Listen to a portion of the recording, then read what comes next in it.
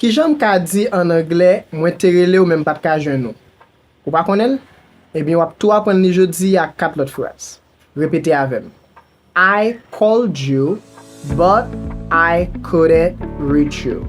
I called you, but I couldn't reach you. I called you, but I couldn't reach you. Someone is blowing your phone. Someone is blowing your phone. Someone is blowing your phone. You have 10 missed calls. You have 10 missed calls. You have 10 missed calls. My screen is cracked. My screen is cracked. My screen is cracked. You're breaking up. You're breaking up. You're breaking up. Vous voulez apprendre plus? Eh bien, contactez-moi pour qu'à la classe qui a commencé 7 octobre là.